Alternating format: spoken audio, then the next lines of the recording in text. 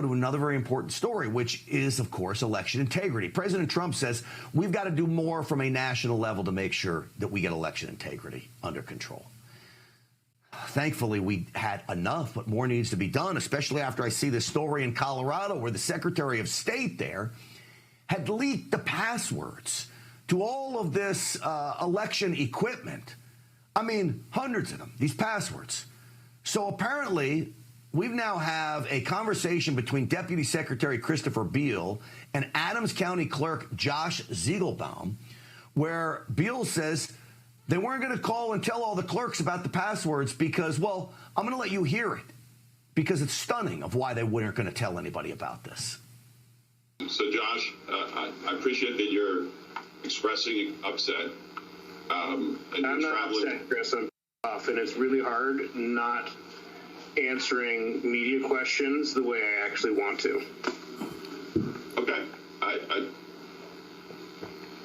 I will tell you, all I can do is be as transparent as I possibly can.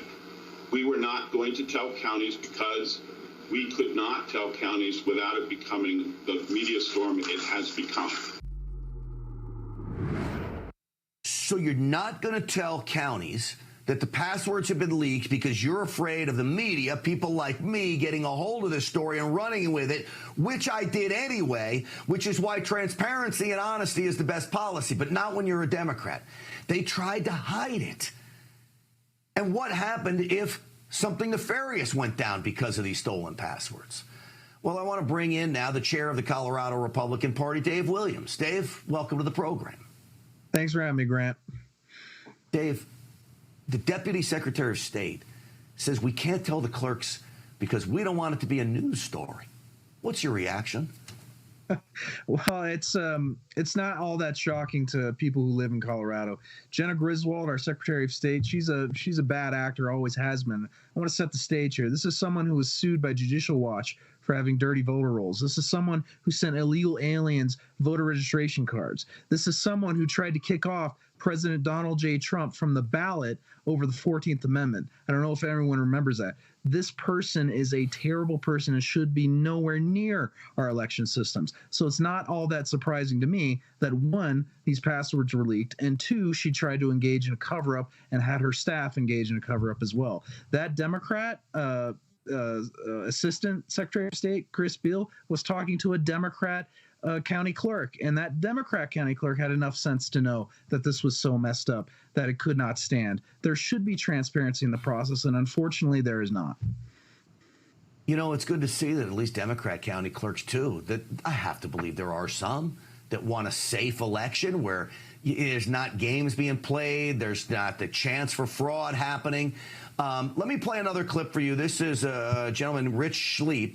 He's a Secretary of State employee. He's talking about something here. I'm going to play it, and then let's figure out exactly what he's saying. I did have a quick question. In a previous conversation, among the clerks, we discussed BIOS event logs. By any chance, are you guys pulling those as you're updating passwords? It's something that we can't pull because we don't have the passwords. We did not pull the BIOS event logs themselves. We examined it and make sure that there was no changes that were made. So he did not pull something called the BIOS, B-I-O-S, event logs as they updated the passwords. But this is against protocol. Now, it's mumbo-jumbo to people that don't know the computers, but the bottom line is it's not the way it's supposed to be done. Isn't that right, Dave? Yeah, I mean, the biggest problem here is that those passwords, if someone got a hold of them and had direct or remote access to these machines, which they can have, then they could have manipulated the outcome of any election whatsoever, bottom line. That's why it's against the law for what she did. This is why she went against Tina Peters. I'm sure some reviewers are familiar with that. She decided to try and prosecute Tina Peters and sent her away for 9 years. And now that she got caught with her hand in the cookie jar, oh, no big deal, no problem. We're working on internal investigations. If we get our way, we're going to make sure that we hold her feet to the fire. And thank God Donald Trump's going to take office in January of 2025, because I'm personally going to ask Matt Gaetz to investigate the Secretary of State and bring accountability back to this office. My assessment is he would launch an investigation the day after you request it, and he probably knows all about this already, being as close as he is to Lauren Boebert and your other congressmen and women up there, Dave. Oh, no question. I'm so ecstatic that it was too big to rig. We got enough people to get Donald Trump in there because now we have people in higher office who can now bring justice back to our system. For far too long, we've had Democrats have double standards and harm the American people and our systems. But now we have Donald Trump. Now we have Matt Gaetz and others who are going to help bring some balance back to this country, and I can't be more grateful for it. Well, Dave Williams, thanks for keeping an eye on things up there in Colorado as chair of the Republican Party. We appreciate you coming on tonight. Yep. Thanks so much, Grant. Absolutely. You know, he was mentioning Tina Peters. Remember, that's the clerk, county in Colorado, that got 10 years for making copies of some of this stuff because they wanted everything destroyed. They wanted the evidence destroyed. They convicted her and gave her 10 years in prison. Yes, I'm with Dave Williams. I guarantee you, Matt Gaetz, this ought to be his first investigation, is go in there and investigate the Secretary of State's office in the state of Colorado.